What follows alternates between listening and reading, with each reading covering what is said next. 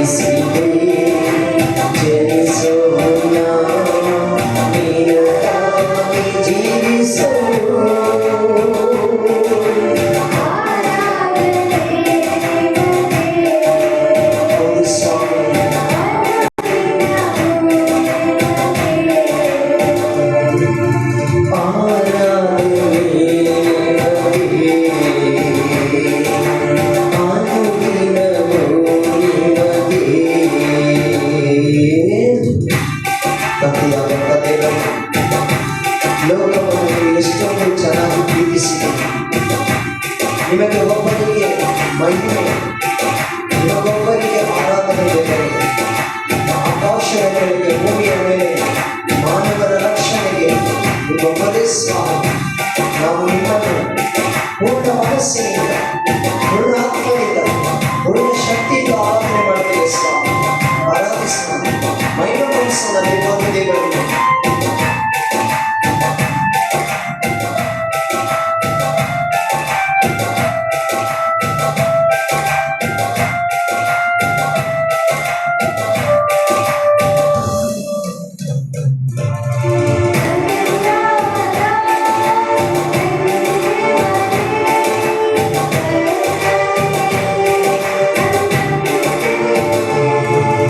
ತಂದೆಯಾದ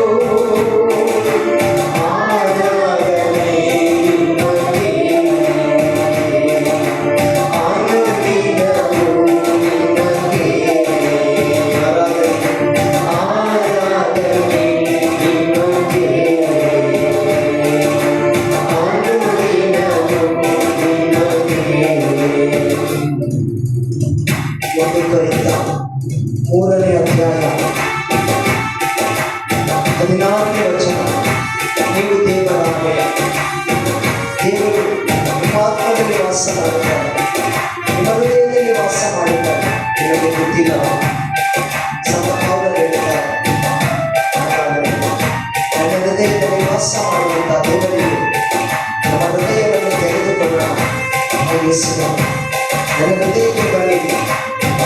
ನನಗೆ ತಂದೆಯಾಗಿ, ತಾಯಿಯಾಗಿ, ಬಂಧುವಾಗಿ, ಗುರುವಾಗಿ, ಸ್ನೇಹಿತನಾಗಿ ಭಾವಿಸುವೆ. ನನ್ನನ್ನು ನಡೆಸಲು ಕಲಿಸುವ ಯೇಸುವನ್ನು ಕಲಿಯೋಣ.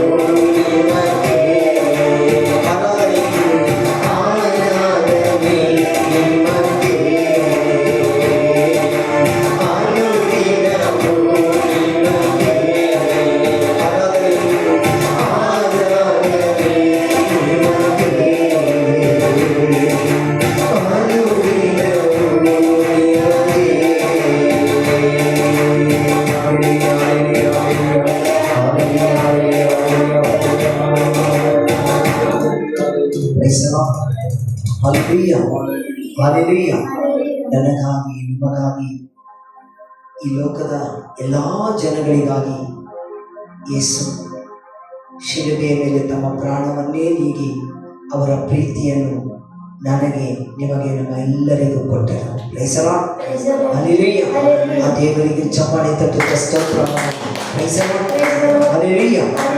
ಇವತ್ತು ನಾವು ಒಂದು ಸ್ವಲ್ಪ ಹೊತ್ತು ಧ್ಯಾನ ಮಾಡಲಿಕ್ಕೆ ಹೋಗೋಣ. ಯೋಹಾನನ ಬರೆದ ಶುಭ ಸಂದೇಶ 5ನೇ ಅಧ್ಯಾಯ ವಚನ ವಾಕ್ಯ 1. ಈ ವಾಕ್ಯವನ್ನು ಓದೋಣ. ಇದಾದ ಮೇಲೆ ಯೆಹೂದ್ಯರ ಹಬ್ಬ ಬಂದಿತು. ಇದಾದ ಮೇಲೆ ಯೆಹೂದ್ಯರ ಹಬ್ಬ ಬಂದಿತು. ಯೇಸು ಸ್ವಾಮಿ ಯೇಸು ಸ್ವಾಮಿ ಜೆರೂಸಲೇಮಿಗೆ ಜೆರೂಸಲೇಮಿಗೆ ತೆರಳಿದರು. ತೆರಳಿದರು. ಸಾಕು. Price the lord. Praise the Lord. Hallelujah. Hallelujah. ಯೆಹೂದ್ಯರ ಹಬ್ಬ ಬಂದಿದೆ. ಆ ಯೆಹೂದ್ಯರ ಹಬ್ಬಕ್ಕೆ ಯೇಸು ಸ್ವಾಮಿ ಏನ್ ಮಾಡ್ತಾರಂದ್ರೆ ಜೆರೂಸಲೇಮಿಗೆ ಹೋಗ್ತಾರೆ. Price the lord. Praise the Lord. Hallelujah. Hallelujah. ನಾವು ಸಹ ನಮ್ಮ ಊರುಗಳಲ್ಲಿ ಹಬ್ಬವಾದಾಗ ಅಥವಾ ಅಕ್ಕಪಕ್ಕದ ಚರ್ಚ್ಗಳಲ್ಲಿ ಹಬ್ಬವಾದಾಗ ಅಥವಾ ಪವಿತ್ರ ಸ್ಥಳಕ್ಕೆ ನಾವು ಹೋಗ್ಬೇಕಾದ್ರೆ ಹಬ್ಬಕ್ಕೆ ನಾವೆಲ್ಲರೂ ಹೋಗ್ತೀವಿ. ಅದೇ ರೀತಿಯಲ್ಲಿ ಯೇಸು ಸ್ವಾಮಿ ಯೆಹೂದ್ಯರ ಹಬ್ಬಕ್ಕೆ ಜೆರೂಸಲೇಮಿಗೆ ಹೋದ್ರು. Praise the lord. Praise the Lord. Hallelujah. Hallelujah. Hallelujah. Hallelujah. ಅಂದ್ರೆ ಯೇಸು ಸ್ವಾಮಿ ಹಬ್ಬಕ್ಕೆ ಹೋದವರು ಜೆರೂಸಲೇಮ್ ದೇವಾಲಯ ಒಳಗಡೆ ಹೋಗ್ಲಿಲ್ಲ. ಅವರು ಎಲ್ಲಿ ಹೋದ್ರು ಎನ್ನುವುದರ ಬಗ್ಗೆ ಇದನ್ನು ನಾವು ಇವತ್ತು ಸ್ವಲ್ಪ ಧ್ಯಾನ ಮಾಡಲಿಕ್ಕೆ ಹೋಗೋಣ. ಎರಡನೇ ವಾಕ್ಯವನ್ನು ಓದಿ. ಹಬ್ಬಕ್ಕೆ ಹೋದ್ರು ಯೇಸು ಸ್ವಾಮಿ. ಅಲ್ಲಿ ಕುರಿಬಾಗಿಲು ಎಂಬ ಸ್ಥಳದ ಬಳಿ ಅಲ್ಲಿ ಕುರಿಬಾಗಿಲು ಎಂಬ ಸ್ಥಳದ ಬಳಿಯಲ್ಲಿ 5 ಮಂಟಪಗಳಿಂದ 5 ಮಂಟಪಗಳಿಂದ ಕೂಡಿದ ಒಂದು ಕೊಳವಿದೆ. ಒಂದು ಕೊಳವಿದೆ. ಸಾಕು. Price the lord. Praise the Lord. Hallelujah. Hallelujah. ಎಷ್ಟು ಮಂಟಪ ಇದೆ? 5 ಮಂಟಪ. ಆ ಕೊಳದ ಬಳಿಯಲ್ಲಿ 5 ಮಂಟಪಗಳಿಂದ ಕೂಡಿದಂತ ಒಂದು ಕೊಳ ಇದೆ. Price the lord. Praise the Lord. Hallelujah. Hallelujah. ಆ ಕೊಳಕ್ಕೆ ಏನಂತ ಹೇಳಿದ್ರೆ ಹೆಸರು ಬೆತ್ಸದಾ ಎಂಬುದಾಗಿ ಕರೀತಾರೆ. ಬೆತ್ಸದಾ ಎಂಬುದಾಗಿ ಹೇಳಿದ್ರೆ ದೇವರ ಕರುಣೆಯ ಮನೆಯಾಗಿದೆ. Price the lord. Praise the Lord. Hallelujah. Hallelujah. Hallelujah. Hallelujah. ದೇವರ ಕರುಣೆಯ ಮನೆ. ಆ ಕೊಳದ ಬಳಿಯಲ್ಲಿ ಒಬ್ಬ ವ್ಯಕ್ತಿ ಮಲಗಿಕೊಂಡಿದ್ದಾನೆ. ಮುಂದೆ ಧ್ಯಾನ ಮಾಡೋದಕ್ಕಿಂತ ಮುಂಚೆ ನಾವು ಹೋಗೋಣ. ಎಷ್ಟು ಮಂಟಪ ಇದೆ? 5 ಮಂಟಪ.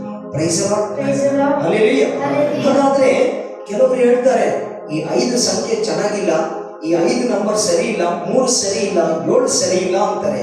ಹಾಗಾದ್ರೆ ಬೈಬಲ್ ಅಲ್ಲಿ 5 ಮಂಟಪ ಅಂತ ಇದೆ. 3 ಇರ್ಬೋದಿತ್ತು, 4 ಇರ್ಬೋದಿತ್ತು ಅಲ್ವಾ? ಅಥವಾ 8 ಇರ್ಬೋದಿತ್ತು. ಯಾಕೆ 5 ಮಂಟಪ ಇದೆ? 5 ನಿಜವಾಗಿಯೂ ಅದು ಆಶೀರ್ವಾದದ ಸಂಕೇತವಾಗಿದೆ. Price the lord. Praise the Lord. Hallelujah. Hallelujah. ನಾವು ನೋಡೋಣ ಬೈಬಲ್ ಅಲ್ಲಿ ಒಂದು 5 ನಿಮಿಷ ಧ್ಯಾನ ಮಾಡೋಣ. ಬೈಬಲ್ ಅಲ್ಲಿ 5 ಎನ್ನುವಂಥದ್ದು ಎಲ್ಲಿ ಬರುತ್ತೆ ಎಂಬುದಾಗಿ ಧ್ಯಾನ ಮಾಡ್ಲಿಕ್ಕೆ ಹೋಗೋಣ. ವಿಮೋಚನ ಕಾಂಡ 34ನೇ ಅಧ್ಯಾಯ ವಾಕ್ಯ 6ನೇ ವಾಕ್ಯವನ್ನು ನಾವು ಧ್ಯಾನ ಮಾಡೋಣ. ವಿಮೋಚನ ಕಾಂಡ 34ನೇ ಅಧ್ಯಾಯ 6ನೇ ವಚನ. ಸಿಗದ ಓದಿ. ಸರ್ವೇಶ್ವರ ಮೋಶೆಯ ಎದುರಿನಲ್ಲಿ ಸರ್ವೇಶ್ವರ ಸ್ವಾಮಿ ಮೋಶೆಯ ಮುಂದುಗಡೆ ಹಾದು ಹೋಗುತ್ತಾ ನಡೆದು ಹೋಗುತ್ತಾ ಇರುವಾಗ ಹೀಗೆಂದು ಪ್ರಕಟಿಸಿದ ದೇವರು ಹೀಗಂತ ಹೇಳಿ ಮೋಶೆಗೆ ಪ್ರಕಟಪಡಿಸುತ್ತಾನೆ. ಸರ್ವೇಶ್ವರನು ಸರ್ವೇಶ್ವರನು ಕರುಣಾಮಯನು ನೋಡಿ, ದೇವರ ಹೆಸರು ಈಗ 5 ಅಂತ ಹೇಳ್ತೀರಲ್ವಾ? ನೋಡಿ ದೇವರ ಹೆಸರು. ದೇವರು ಕರುಣಾಮಯನು ಒಂದು, ದಯಾಳು ದೇವರು, ಎರಡನೆಯದು ದಯಾಳು ದೇವರು, ತಟ್ಟನೆ ಸಿಟ್ಟುಗೊಳ್ಳದವನು, ಮೂರನೆಯದು ತಟ್ಟನೆ ಸಿಟ್ಟುಗೊಳ್ಳದೆ ಇರುವಂತ ದೇವರು, ಪ್ರೀತಿ ಪಾತ್ರನು, ನಾಲ್ಕನೆಯದು ಪ್ರೀತಿ ಪಾತ್ರನು, ನಂಬಿಗಸ್ತನು, 5ನೇದು ನಂಬಿಗಸ್ತನು. ಇದು ದೇವರ ನಾಮಾಂಕಿತ. Price the lord. Praise the Lord. Hallelujah. Hallelujah. Hallelujah. Hallelujah. ಕರುಣಾಮಯ, ದಯಾಳು ದೇವರು, ತಟ್ಟನೆ ಸಿಟ್ಟುಗೊಳ್ಳದೆ ಇರುವನು, ಪ್ರೀತಿ ಪಾತ್ರನು, ನಂಬಿಗಸ್ತ ದೇವರು. ಇದು ದೇವರ ನಾಮಾಂಕಿತ. ನಾವು ನೋಡಬಹುದು. ಇನ್ನು 5 ಎಲ್ಲಿ ಬರುತ್ತೆ ಅನ್ನುವಾಗ ವಿಮೋಚನ ಕಾಂಡ ಪಂಚಗ್ರಂಥಗಳು ನಾವು ನೋಡ್ತಾ ಇದ್ದೀವಿ. ಈ 5 ಪುಸ್ತಕ ಆದಿಕಾಂಡದಿಂದ ಧರ್ಮೋಪದೇಶ ಕಾಂಡ ತನಕ ಏನು 5 ಪುಸ್ತಕ ಇದಾವೆ. ಈ 5 ಪುಸ್ತಕ ಬಂದಿದ್ದು ಮೋಶೆನೇ. Price the lord. Praise the Lord. ಅದನ್ನು ಇಬ್ರಿಯ ಭಾಷೆಯಲ್ಲಿ ತೋರಾ ಎಂಬುದಾಗಿ ಕರೀತಾರೆ. Price the lord. Praise the Lord. Hallelujah. Hallelujah. 5 ಭಾಷೆ. ಮೋಶೆ 5 ಪುಸ್ತಕಗಳನ್ನು ಬರೆದ. ಮತ್ತೆ ನಾವು ಮುಂದಕ್ಕೆ ಬಂದ್ರೆ ನಾವು ನೋಡಬಹುದು ದಾವೀದ ಗೋಲಿಯಾತನನ್ನು ಸಾಯಿಸಲಿಕ್ಕೆ ತೆಗೆದುಕೊಂಡಂತ ಕಲ್ಲು ಅದು ಸಹ 5. Price the lord. Praise the Lord. Hallelujah. Hallelujah. ಮುಂದಕ್ಕೆ ನಾವು ಬರ್ತಾ ಇದ್ರೆ ಯೆಶಾಯ ಪ್ರವಾದಿ ಗ್ರಂಥ 9ನೇ ಅಧ್ಯಾಯ 6ನೇ ವಾಕ್ಯವನ್ನು ನಾವು ನೋಡೋಣ. ಯೇಸು ಸ್ವಾಮಿಗೂ ಸಹ 5 ಹೆಸರಿದೆ. ಮಗುವೊಂದು ಹುಟ್ಟಿತೆ ಮಗೆ, ಮಗುವೊಂದು ಹುಟ್ಟಿದೆ ಮಗೆ, ವರಪುತ್ರನನ್ನು ಕೊಟ್ಟರೆ ಮಗೆ, ಆತನ ಕೈಯಲ್ಲಿರುವುದು ಅವರ ಕೈಯಲ್ಲಿರುವುದು, ಯೇಸುವಿನ ಕೈಯಲ್ಲಿರುವುದು ರಾಜ್ಯಾಡಳಿತ, ರಾಜ್ಯಾಡಳಿತ. ಅದ್ಭುತಶಾಲಿ, ನೋಡಿ, ಯೇಸುವಿಗೆ ಮೊದಲನೇ ಹೆಸರು ಅದ್ಭುತಶಾಲಿ, ಮಂತ್ರಿ ಶ್ರೇಷ್ಠ, ಮಂತ್ರಿ ಶ್ರೇಷ್ಠ, ಪರಾಕ್ರಮ ದೇವ, ಪರಾಕ್ರಮ ದೇವ, ಅನಂತ ಪಿತ, ಅನಂತ ಪಿತ ಶಾಂತಿ ನೃಪ ಶಾಂತಿ ರೂಪ. ಸಾಕು. ಇದು ದೇವರ ಯೇಸುವಿನ ನಾಮಾಂಕಿತ ಅಂದರೆ ಯೇಸುವಿಗೆ 5 ಹೆಸರಿದೆ. Praise the Lord. Hallelujah. Hallelujah. Hallelujah. ಮುಂದಕ್ಕೆ ನಾವು ಬಂದ್ರೆ ನಾವು ನೋಡ್ಬೋದು, ನಾವು ಹೇಳ್ಬೋದು, ಈ ಋಗ್ವೇದಗಳಲ್ಲಿ ಒಂದು ವಾಕ್ಯ ಇದೆ. ಯೇಸು ಸ್ವಾಮಿ ಹೇಳ್ತಾರೆ, ಪಂಚಗಾಯಾಯ ನಮಃ. Praise the Lord. 5 ಗಾಯಗಳಿಂದ ಜಡಿಯಲ್ಪಟ್ಟವನೇ ನಿನಗೆ ನಮೋ ನಮಃ. ಅಂದರೆ ಶಿಲುಬೆ ಮೇಲೆ 5 ಗಾಯಗಳಿಂದ ಜಡಿಯಲ್ಪಟ್ಟಂತ ಯೇಸುವಿಗೆ ನಮೋ ನಮಃ. ಹಾಗಾದ್ರೆ ಈ ಎಲ್ಲ 5 ಬಗ್ಗೆ ನಾವು ಧ್ಯಾನ ಮಾಡಿದ್ವಿ. ಇನ್ನು 5ಗಳು ಹೋಗ್ತಾರೆ, ಇನ್ನು ತುಂಬಾ ವಿಚಾರಗಳಿದೆ. ಆದ್ರೆ ದೇವರು 5 ಅನ್ನುವಂಥದ್ದು ಏನಂದ್ರೆ ಆಶೀರ್ವಾದದ ಸಂಕೇತ. ಆ ಬೆಸದ ಕೊಳದ ಬಳಿಯಲ್ಲಿ ಮುಂದಕ್ಕೆ ಓದಿ, ಮುಂದಿನ ವಾಕ್ಯವನ್ನು ಓದಿ. ಒಳಗಿದೆ ಅದು ದೇವರ ಕರುಣೆ. ಅದನ್ನು ಇಬ್ರಿಯ ಭಾಷೆಯಲ್ಲಿ ಬೆತ್ಸತಾ ಎಂದು ಅದನ್ನು ಕರೆಯುತ್ತಾರೆ. ಇಬ್ರಿಯ ಭಾಷೆಯಲ್ಲಿ ಬೆಸ್ಸತ ಎಂಬುದಾಗಿ ಕರೆದರೆ, ಬೆಸ್ಸತ ಅಂತ ಹೇಳಿದ್ರೆ ನಾನು ಆವಾಗಲೇ ಹೇಳಿದೆ, ಅದು ದೇವರ ಕರುಣೆಯ ಮನೆ. ಕುರುಡರು ಆ ಕೊಳದ ಬಳಿಯಲ್ಲಿ ಯಾರೆಲ್ಲ ಇದ್ದಾರೆ ನೋಡಿ, ಎಷ್ಟು ಒಳ್ಳೊಳ್ಳೆ ಜನಗಳಿದ್ದಾರೆ ಅಂತ ಹೇಳಿ ಈಗ ನೀವು ಯೋಚನೆ ಮಾಡಿ. ಕುಂಟರು ಯಾರು ಫಸ್ಟ್ ಇಂದ ಓದಿ. ಕುರುಡರು ಕುರುಡರು, ಕುಂಟರು, ಪಾರ್ಶ್ವವಾಯು ಪೀಡಿತರು ಮೊದಲಾದ ಅನೇಕ ರೋಗಿಗಳು ಆ ಮಂಟಪಗಳಲ್ಲಿ ಬಿದ್ದುಕೊಳ್ಳುತ್ತಾ ಇದ್ದರು. Praise the Lord. ಹಲ್ಲೆಲೂಯಾ. ನೀವು ಯೋಚನೆ ಮಾಡಿ, ಆ ಕೊಳದ ಬಳಿಯಲ್ಲಿ ಯಾರಾದ್ರೂ ಒಳ್ಳೆಯವರು ಯಾರಾದ್ರೂ ಒಬ್ಬರಿದ್ದಾರ? ಎಲ್ಲರೂ ಏನು ರೋಗಿಗಳು, ಯಾರಿಗೂ ಬೇಡವಾದಂತ ರೋಗಿಗಳು ಅಲ್ಲಿದ್ದಾರೆ. ಆ ರೋಗಿಗಳ ಮಧ್ಯದಲ್ಲಿ ಒಂದು ವ್ಯಕ್ತಿಯಲ್ಲಿ ಮಲಗಿಕೊಂಡಿದ್ದಾನೆ. ಮುಂದಕ್ಕೆ ಹೋದೋಣ. ಆ ವ್ಯಕ್ತಿ 38 ವರ್ಷ ಕಾಯಿಲೆಯಿಂದ ಆ ಕೊಳದ ಬಳಿಯಲ್ಲಿ 1-2 ವರ್ಷ ಅಲ್ಲ, 10 ವರ್ಷ ಅಲ್ಲ, 20 ವರ್ಷ ಅಲ್ಲ, 30 ವರ್ಷ ಅಲ್ಲ, 38 ವರ್ಷಗಳಿಂದ ನರಳುತ್ತಿದ್ದ ಒಬ್ಬ ರೋಗಿ ಅಲ್ಲಿ ಮಲಗಿದ್ದ. ಒಬ್ಬ ನರಳಾಡ್ತಾ ಒದ್ದಾಡ್ತಾ ಒಬ್ಬ ರೋಗಿ ಅಲ್ಲಿ ಮಲಗಿಕೊಂಡಿದ್ದ. ಎಷ್ಟು ವರ್ಷ? 38 ವರ್ಷ. ಯೇಸು ಸ್ವಾಮಿಗಿಂತನೂ ದೊಡ್ಡವನು. Praise the Lord. Hallelujah. Hallelujah.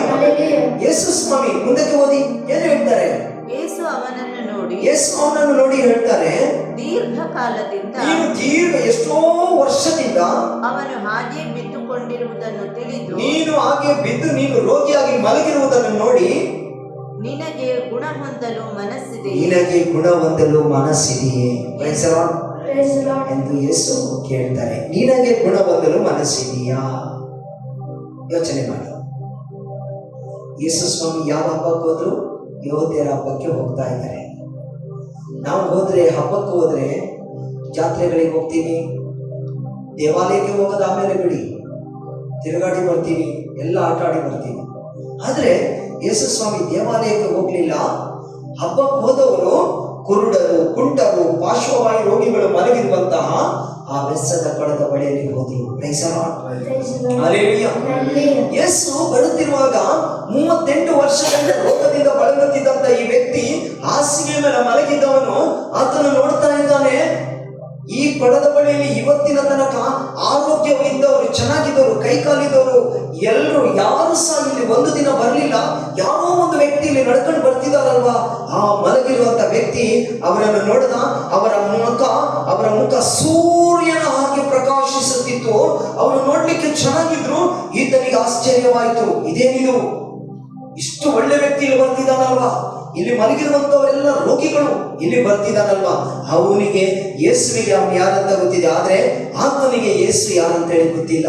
ಯೇಸು ಬಂದವರು ಕುಂಟರು, ಕುರುಡರು, ಪಾರ್ಶ್ವವಾಯು ರೋಗಿಗಳ ಬಳಿಯಲ್ಲಿ ಹೋಗ್ಲಿಲ್ಲ. ದೀರ್ಘ ಕಾಲದಿಂದ ಎಷ್ಟೋ 38 ವರ್ಷಗಳಿಂದ ಮಲಗಿದಂತ ಆತನ ಬಳಿಯಲ್ಲಿ ಹೋಗಿ ಯೇಸು ಹೇಳ್ತಾರೆ, ನಿನಗೆ ಗುಣ ಹೊಂದಲು ಮನಸ್ಸಿದೆಯಾ? Praise the Lord. Hallelujah. Hallelujah. Hallelujah. Hallelujah. ಹಾಗಾದರೆ ಇವತ್ತು ನಿಮಗೊಂದು ಪ್ರಶ್ನೆ. ಯೇಸು ಆತನಿಗೆ ಗುಣಪಡಿಸ್ತಾನೆ, ಸರಿ, ಅವನು ಎದ್ದು ನಡೆದಾಡ್ತಾನೆ, ಸರಿ. ಮುಂದೆ ವಾಕ್ಯವನ್ನು ಓದ್ತಾ ಇರಬೇಕಾದ್ರೆ, ಹಾಗಾದ್ರೆ ಆ ರೋಗ ಆತನಿಗೆ ಬರಲು ಕಾರಣ ಏನು? 14ನೇ ವಾಕ್ಯವನ್ನು ಓದೋಣ. ಏನು ಕಾರಣ ಇರ್ಬೋದು ನೋಡೋಣ. ಅನಂತರ ದೇವಾಲಯದಲ್ಲಿ ಯೇಸು 14ನೇ ವಾಕ್ಯವನ್ನು ಅನಂತರ ದೇವಾಲಯದಲ್ಲಿ ಯೇಸು. ಆಮೇಲೆ ನೋಡಿ, ಅಲ್ಲಿ ಹೋಗಿ ಬಂದ್ಮೇಲೆ ರೋಗಿಗಳನ್ನು ಸಂಧಿಸಿದ ನಂತರ ಯೇಸು ಸ್ವಾಮಿ ದೇವಾಲಯಕ್ಕೆ ಹೋಗ್ತಾ ಇದ್ದಾರೆ. ಆ ಮನುಷ್ಯನನ್ನು ಕಂಡು ಆ ಮನುಷ್ಯನನ್ನು ನೋಡಿ, ನೋಡು, ನೋಡು, ನೀನು ಗುಣ ಹೊಂದಿರುವೆ. ನೀನು ಗುಣ ಹೊಂದಿದ್ದು ನಿಜ. ಇನ್ನು ಮೇಲೆ ಇನ್ನು ಮೇಲೆ ಪಾಪ ಮಾಡುವುದನ್ನು ಪಾಪ ಮಾಡುವುದನ್ನು ಬಿಟ್ಟು ಬಿಡು. ಬಿಟ್ಟು ಬಿಡು. ಇಲ್ಲದಿದ್ದರೆ ಇಲ್ಲದಿದ್ದರೆ ನಿನ್ನ ಗತಿ ನಿನ್ನ ಗತಿ ಇನ್ನಷ್ಟು ಸಾಕು. ಚಿಂತಾಜನಕವಾದೀತು. Praise the Lord. ಏನ್ ಹೇಳ್ತಾರೆ? ಇನ್ನು ಮುಂದೆ ಪಾಪ ಮಾಡಬೇಡ. ಹಾಗಾದ್ರೆ 38 ವರ್ಷಗಳಿಂದ ರೋಗಿಯಾಗಿ ಆತನ ಅಲ್ಲಿ ಮಲಗಿರ್ಲಿಕ್ಕೆ ಕಾರಣ ಏನು? ಪಾಪ. Praise the Lord. ಪಾಪ ನಮ್ಮ ಎಲುಬುಗಳನ್ನು ಡ್ಯಾಮೇಜ್ ಮಾಡುತ್ತೆ. ಪಾಪ ನಮ್ಮ ಶರೀರವನ್ನು ಡ್ಯಾಮೇಜ್ ಮಾಡುತ್ತೆ.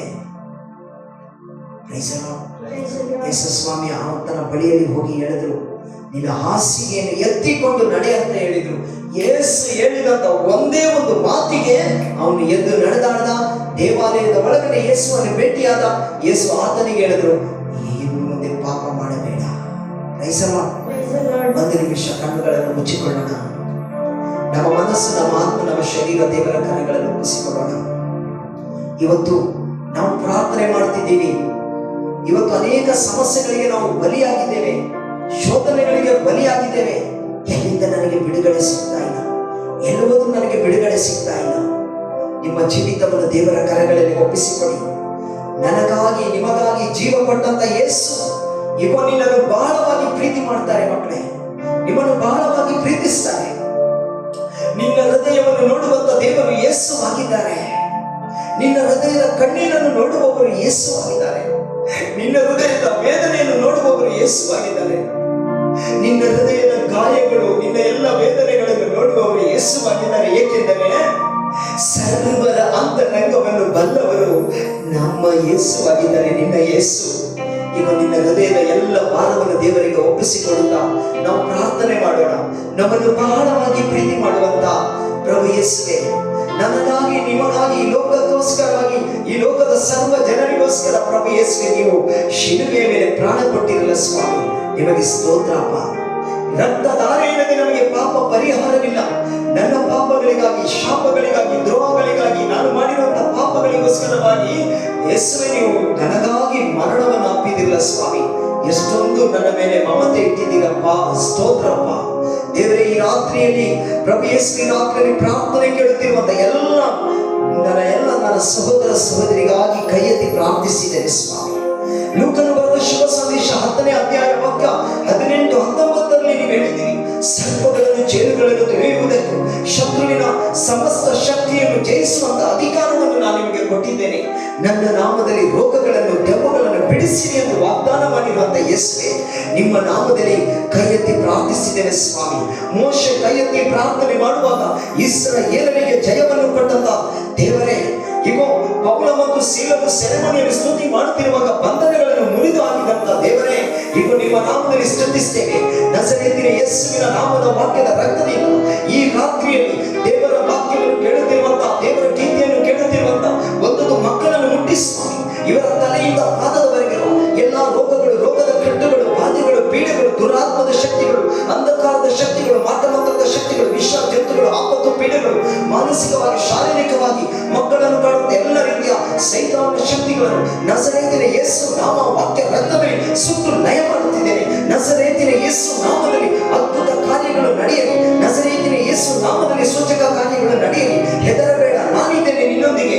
ಭಯಭ್ರಾಂತನಾಗಬೇಡ, ನಾನೇ ನಿನ್ನ ದೇವರು, ಶಕ್ತಿ ನೀಡಿದೆ, ಸಹಾಯ ಮಾಡಿದೆ ಎಂದು ನುಡಿದಂತ ದೇವ ಯೇಸುವೆ, ಈ ಮಕ್ಕಳ ಜೊತೆಗಿದ್ದುಕೊಂಡು ಇವರಿಗೆ ಬೇಕಾಗಿದ್ದ ಧೈರ್ಯ, ಶಕ್ತಿ, ಕೃಪೆ, ಆರೋಗ್ಯ ಭಾಗ್ಯವನ್ನು ಕರುಣಿಸಿರಿ. ನಜರೇತಿನ ಯೇಸು ನಾಮದಲ್ಲಿ ಇವರ ದುಃಖಗಳು ಆನಂದವಾಗಿ ಮಾರ್ಪಡಲಿ. ನಜರೇತಿನ ಯೇಸು ನಾಮದಲ್ಲಿ ಇವರ ರೋಗಗಳಿಗೆ ಸೌಖ್ಯವಾಗಲಿ. ನಜರೇತಿನ ಯೇಸು ನಾಮದಲ್ಲಿ ಎಲ್ಲ ಬಂಧನಗಳು, ಕಟ್ಟುಗಳು ಮುರಿಯಲ್ಪಡುವಂತೆ, ಅದ್ಭುತಗಳು, ಪವಾಡಗಳು ಈ ರಾತ್ರಿಯಲ್ಲಿ ಮಕ್ಕಳ ಜೀವನದಲ್ಲಿ ನಡೆಯುವಂತೆ ನಜರೇತಿನ ಯೇಸು ಕ್ರಿಸ್ತರ ಅಧಿಕಾರವುಳ್ಳ ನಾಮದಲ್ಲಿ ಪ್ರಾರ್ಥಿಸುತ್ತಿದ್ದೇವೆ ಜೀವವುಳ್ಳ ತಂದೆ. Amen, amen, amen. Praise the Lord. ದೇವರು ನಿಮ್ಮನ್ನು ಆಶೀರ್ವದಿಸಲಿ. ಆಮೆನ್.